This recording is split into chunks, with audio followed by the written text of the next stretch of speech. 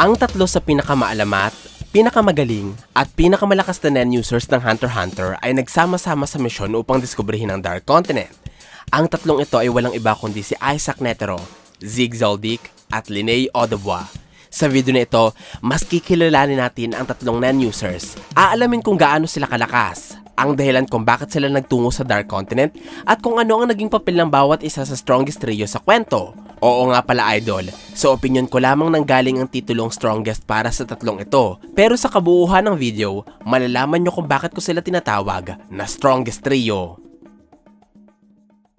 Uumpisahan ko ang aking paliwanag mga idol sa karakter na nagpasimula ng paglalakbay. Siya ang ika-12 chairman ng Hunter Association na si Isaac Netero. Pero bago siya maging pinuno ng organisasyon, dumaan muna si Netero sa matinding pagkasanay upang maging handa sa kanilang paglalakbay patungong Dark Continent. Binanggit sa kwento na noong 46 na taong gulang si Netero mga idol, na pagtanto niya na narating na niya ang pinakamataas na potensyal ng kanyang katawan, kaya umakyat siya sa bundok upang magnilay-nilay. Ang pahayag na ito mula sa istorya ang ginawa kong basihan, kaya ako naniniwalang marunong na gumamit si Netero ng nen noong siya inasa kanila pang dojo. Nanatili ng matagal na panahon si Netero sa kabundukan. Paulit-ulit niyang pinapasalamatan ng martial arts dahil hindi siya magiging isang taong katulad niya ngayon kung hindi dahil sa sining na pakikipaglaban na ito. Ipinakita ni Netero ang kanyang pasasalamat sa pamamagitan ng kakaibang paraan. Ito ang salitang pagsuntok sa hangin at pagdarasal ng 10,000 beses.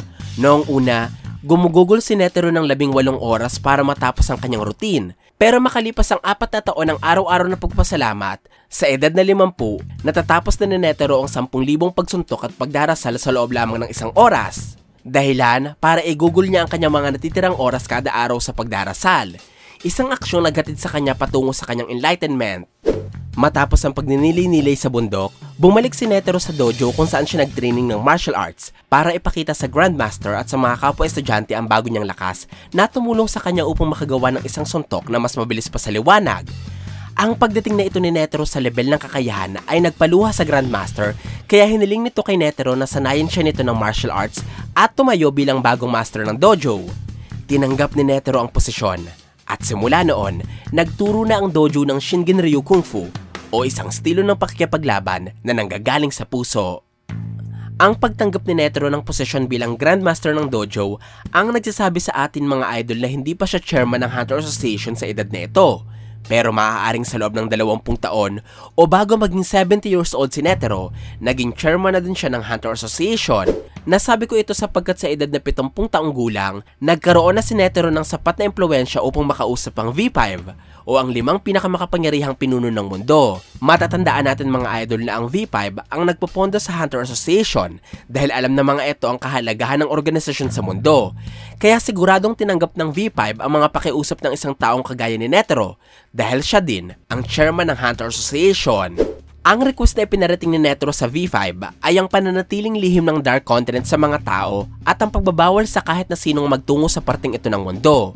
Hiniling ni Netero ito mga idol dahil sa maraming dahilan, at isa sa mga rason nito ay dahil alam ng chairman kung gaano kapanganib ang Dark Continent, sapagkat kabilang siya sa iilang tao na naglakbay sa lugar at nakabalik ng buhay sa known world.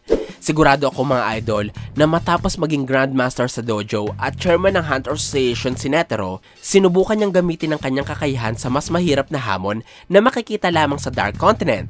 Nagtungo ang chairman ng mag-isa sa kontinente katulad ng kung paano siya nagpunta ng walang kasama sa kabundukan noon. Matapos makarating sa Dark Continent, nagawa ni Netero na mabuhay sa lugar. Ngunit, sa kung anong dahilan, hindi niya nakuha o nakita ang pakay niya sa Dark Continent. Ito ang dahilan kaya pinalano niya muling bumalik sa Dark Continent, pero sa pagkakataong ito, mas pinaghandaan niya ang ekspedisyon sa pamamagitan ng pagsama ng 2 magagaling na non-users.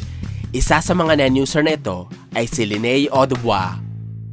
May 3 dahilan ako nakikita mga idol kung bakit napili ni Netero si Linnea na makasama patungong Dark Continent. Ang unang rason ay dahil isang hunter si Linnea. Nalaman natin ito mga idol sa chairman election arc kung saan napabilang ang babae sa mga kandidato sa eleksyon ng pagka-chairman.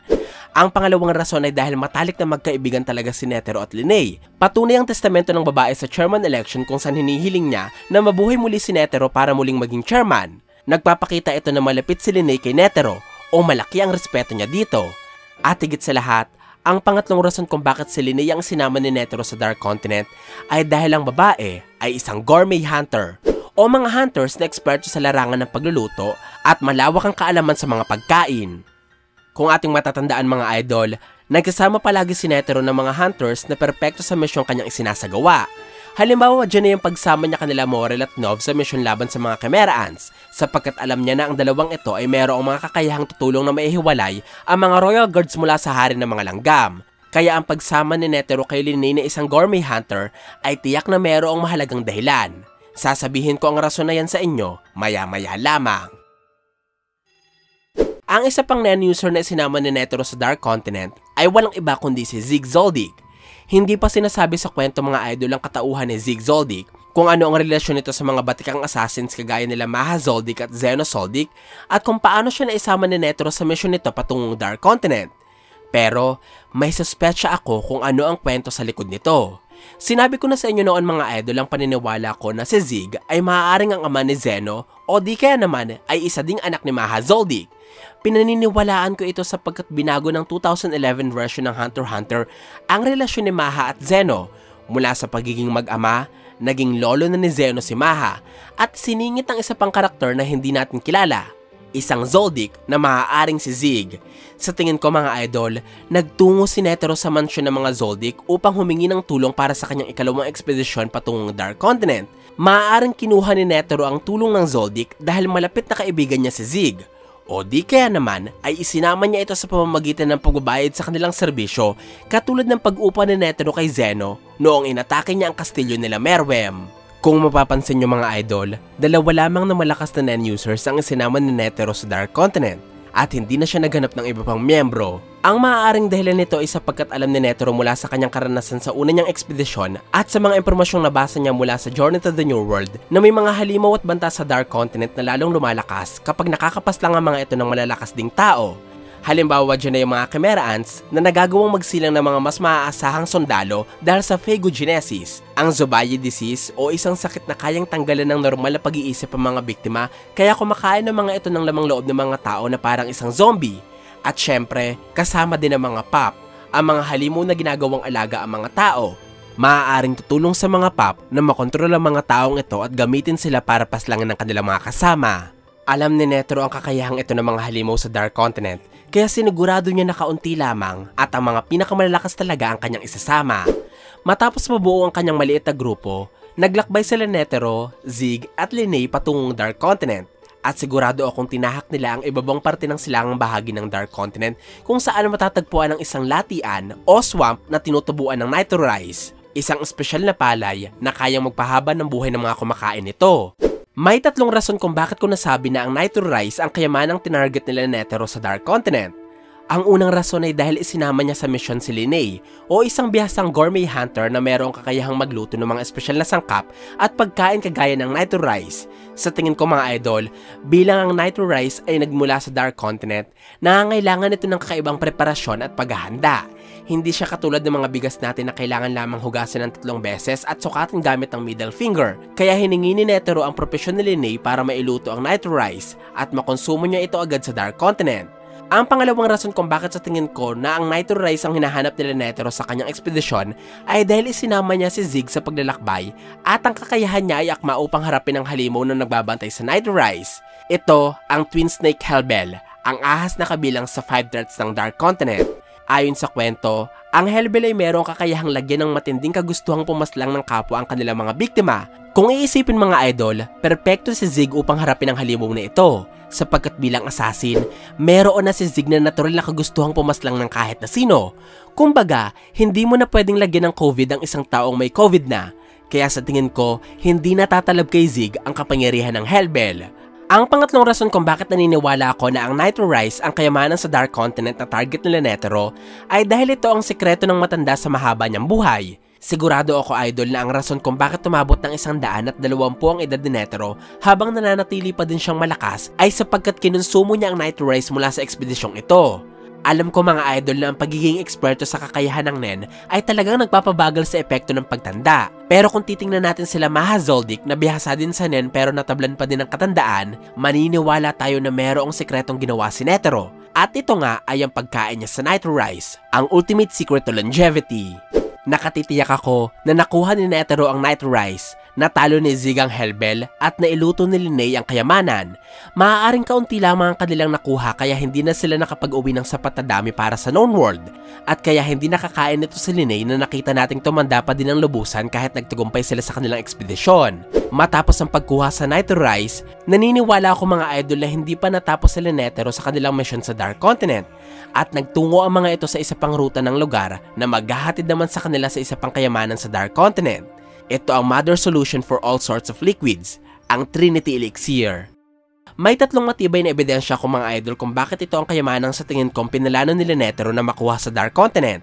Ang unang rason ay dahil kung titingnan natin ang description ng lokasyon ng Trinity Elixir, ang kayamanang ito ang pinakamalapit kanila Linetero at perpektong sunod na kuhain matapos anihin ng Hunter ang Nitro Rice. Makikita ang Nitro Rice sa timog silangang parte ng Dark Continent at sa medyo baba nito matatagpuan naman ang Trinity Elixir. Bukod dito, ang pangalawang rason ay dahil matatagpuan ang kayamanan sa bukanang parte o dalampasigan ng Dark Continent. Ibig sabihin, kung magtatagumpay ang grupong makuha ang Trinity Elixir, maaari na agad silang maglayag pabalik sa ligtas na mundo. At ang pangatlong rason kung bakit naniniwala ako na ang Trinity Elixir ang pangalawang target ni Linetero sa Dark Continent ay dahil ito ang parehong kayamanang sinubukan din kuhain ng Hunter Association noon kasama ang Mimbo Republic. Hindi sinabi ng kwento kung kailan naganap ang ekspedisyong ito o kung sino ang chairman ng asosasyon na nag-aproba sa pagsama ng mga hunter sa misyon.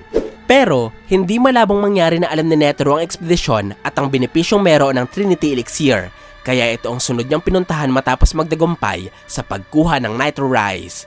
Nabanggit ko na sa inyo mga idol ang aking teorya ukol sa benepisyong maaaring meron ng Trinity Elixir. Ang una kong paniniwala ay maaaring ang isang patak ng likidong ito ay kayang linisin ng kahit na anong uri ng tubig para gawing malinis o para gawing inumin. Dahilan kaya tinatawag itong mother solution for all sorts of liquids. Ang pangalawang teorya ko sa gamit ng kayamanang ito ay mayroong kakayahang magbigay ng ikalawang buhay ang Trinity Elixir sa kahit na sinong makakainom nito sa oras na sila makabilang buhay o mamatay. Ito ang rason kung bakit gusto din nila Netero na hanapin ang kayamanan sapagkat ang layunin naman kaya sila nagtungo sa Dark Continent ay para kumuha ng yamang magpapahaba sa kanilang mga buhay. Higit pa dito, nasabi ko din na may kakayahang magkaloob ng ikalawang buhay ang Trinity Elixir sapagkat pinangalanan ng kayamanang ito bilang Trinity o Trinidad. Ayon sa relihiyon ng Katolisismo, ang Trinity ay nangangahulugan na ang Ama ay Diyos, na ang Anak o si Hesukristo ay Diyos, na ang Espiritu Santo ay Diyos, at ang Diyos sa tatlong personang ito ay iisa lamang. At katulad ng Panginoong Hesukristo, kumakatawan ng Trinity Elixir sa pagsilang, kamatayan at muling pagkabuhay. Napakaganda ng kayamanang ito mga idol, pero napakahirap nito kuhain dahil ang nagbabantay sa Trinity Elixir ay walang iba kundi ang isa sa mga 5 threats na tinatawag bilang mga Ai. Ito ang parehong lahi na pinagmulan ni Naneka o ang nilalang na maituturing natin bilang isa sa pinakamakapangyarihang karakter sa Hunter x Hunter. Sa kabila ng lakas ng mga Ai, sigurado ako na nakagawa ng paraan sila Netero, Zig at Linnea na malagpasan ng mga nilalang at makakuha ng Trinity Elixir. Paano ka ito nasabi? Pakinggan nyo ang paliwanag ko ng mabuti. Sa tingin ko mga idol, noong sinubukan ng tatlong non-users na kuhain ng Trinity Elixir, nagawa ni Zig na mapaamo ang mga Ai na nagbabantay dito at maalis nila ang banta na meron ng mga nilalang. Nagawa niya ito sa pamamagitan ng pagmamahal. Para sa mga di pamilyar, ang salitang Japanese na Ai ay nangangahulugan din ng love sa salitang Ingles. Kaya malaki ang posibilidad na ang kung sino mang tao na magpaparamdam ng pagmamahal sa mga Ai ay mapapasunod ito at magagamit ng kapangyarihan ng nilalang.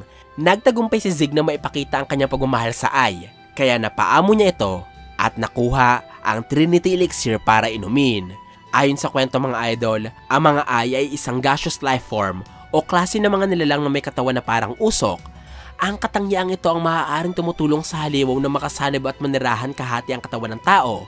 Sa madaling salita, sumanib ang Ai kay Zig na nagdulot para maisama niya ang nilalang sa ligtas na mundo at maiuwi ito sa kanilang pamilya. Sumusuporta ito sa impormasyong mababasa natin sa chapter 340 na nagsasabing sa tuwing magtutungo ang mga tao sa Dark Continent, bumabalik sila sa ligtas na mundo dala-dala ang isang banta. At kapareho ng ibang mga ekspedisyon, nag-uwi sila Netero, Zig at Linnea ng isang banta mula sa Dark Continent. Ito nga ang isang buhay na Ai. Maaaring paglipas ng panahon, namatay si Zig at ang Ai sa kanyang katawan. Pero dahil nga sa pagkonsumo niya sa Trinity Elixir na may kapangyarihang magkaloob ng ikalawang buhay, na-reincarnate si Zig at ang Ai sa susunod na henerasyon ng mga Zoldyck at sa katauhan ng magkasunod na magkapatid. Si Zig ay nabuhay sa katawan ni Killua at ang Ai sa katawan ni Aloka na kinilala natin bilang Nanika.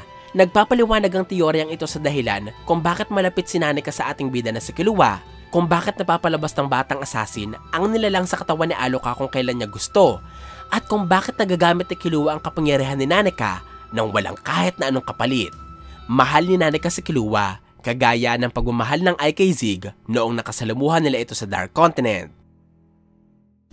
Nagtagumpay sila Netero, Zig at Linne na malagpasan ng lahat ng bantang nakasalamuhan nila sa kanilang ekspedisyon. Maayos din silang nakabalik sa ligtas na mundo habang sinisigurado na hindi mapapahamak ang sangkatauhan, at nakuha nila ang mga pinakanatatanging kayamanan na makikita lamang sa Dark Continent. Mga tagumpay na hindi naabot ng maraming taong sumubok na maglakbay sa mapanganib na lugar. Testamento ito sa pagtawag ko sa kanila bilang Strongest Trio. Ang lahat ng mga impormasyong sinabi ko sa video na ito mga idol ay suportado ng mga detalyeng binanggit talaga sa kwento. At kung kilala nyo talaga si Togashi, alam nyo na isa siyang mangaka na mahilig mag-iwan ng mga maliliit na palatandaan sa bawat parte ng istorya. Sana iniintindihan nyo mga idol ang kabuuhan ng teoryang ginawa ko, sapagkat kapag naunawaan nyo ito, masasagot sa inyong isipan ng napakaraming katanungan natin sa kwento. Kabilang dyan ang dahilan kung bakit napasama sa Dark Continent ang gourmet hunter na si Linne, kung bakit merong Ai ang pamilyang Zoldyck na pinagmulan ni Zig, kung bakit sobrang haba ng buhay ni Isaac Netero, at kung ano ang tunay na kwento sa paglalakbay sa Dark Continent ng Strongest Trio. Ito pong aking paliwanag sa tatlong pinakamalakas na non-users ng kwento na sila Netero, Zig at Linne. Sana po ay nagustuhan nyo ang aking paliwanag. Kung meron pa po kayong tanong at gustong dagdag, ay huwag po kayong mahihiyang magkomento sa ibaba. At kung gusto nyo rin naman po ng iba pang kwento ng anime, i-search nyo lamang ang JETV sa inyong mga social media accounts sa gaya ng YouTube at Facebook. Maraming salamat po sa inyong walang sawang suporta.